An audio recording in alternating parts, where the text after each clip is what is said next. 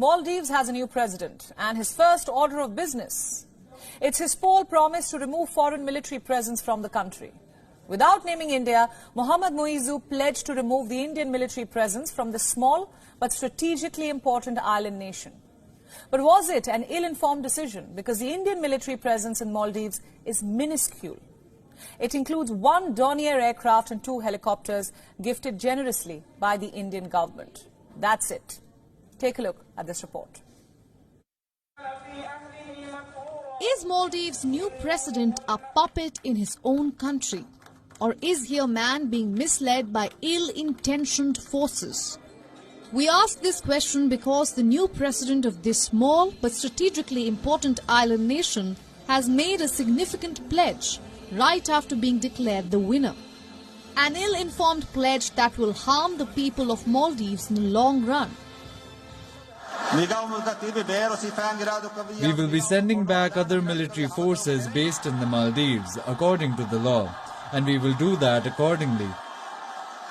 The people who brought other military forces don't want to keep them here. We don't want them to be here, and the people of the Maldives have decided and want to send them back. That's the pledge of Maldives' new president, Mohammad Moizu. After a resounding victory in the recently concluded presidential elections, Moizu has vowed to remove foreign military forces from the island nation. He stopped short of naming which country's troops he will remove. But you shouldn't be surprised if we tell you he was referring to India, the only foreign power with a military deployment in the archipelago. After all, the new president of Maldives is a known ally of China. His entire election campaign revolved around an India out campaign. This decision came after New Delhi placed a small unit of security personnel to operate the 4 Indian aircraft gifted to the Maldives to patrol its vast maritime territory. But Moizu has brushed aside media descriptions of him as a pro-China leader. He says he will be, quote-unquote, pro-Maldives. It begs the question, why then does the new president-elect want to remove Indian presence from his country? Because the truth is, India's military presence in the atoll state is very small. It includes just 2 Dhruv advanced light helicopters which have been operating in Malé for several years, and 1 Dornier multi-purpose aircraft, which was given to the Maldives National Defence Force in 2020. The Indian government gifted the aircraft to Malé with only one condition. While Maldives will command and control the aircraft, the running costs will be borne by India. The Dornier has since been assisting in joint surveillance activities by India and the Maldives in the exclusive economic zone of the Indian Ocean. It helps keep an eye on seaborne terrorists and enhances Maldives' surveillance abilities.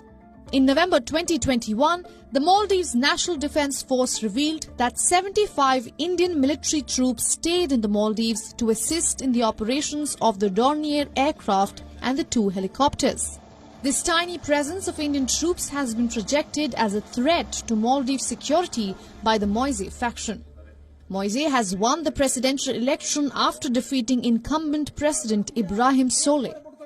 The election was also seen as a determining factor in deciding which country would exert greater influence over the strategically vital archipelago state in the Indian Ocean. The outgoing president, Ibrahim Mohammad Soleh, who was elected in 2018, has faced allegation from Moizu that he had allowed unchecked Indian presence in the Maldives. Soleh, however, has insisted that the Indian military's presence in the Maldives was solely for the purpose of constructing a dockyard under an agreement between the 2 governments. Soleh had also realigned Maldives' relations with the traditional benefactor India after his predecessor, Abdullah Yameen, moved to Maldives into Beijing's orbit, borrowing heavily from China for infrastructure projects. Consider this. India provides the largest number of training opportunities for the Maldivian National Defence Force, meeting around 70% of their defence training requirements. In February of 2021, India extended a $50 million line of credit to the Maldives for defence projects. At the same time, New Delhi also signed a deal with the Malay government to construct and maintain a critical naval facility for the country's military.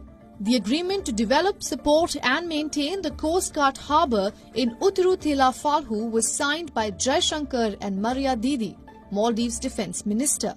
At the time, Didi said that the harbour and dockyard would be another significant milestone.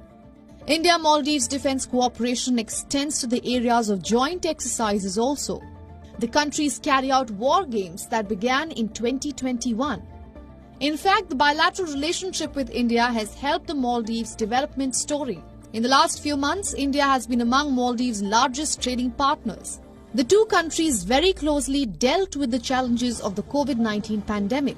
With tourism being the mainstay of Maldivian economy, the country has become a major tourist destination for some Indians and a job destination for others.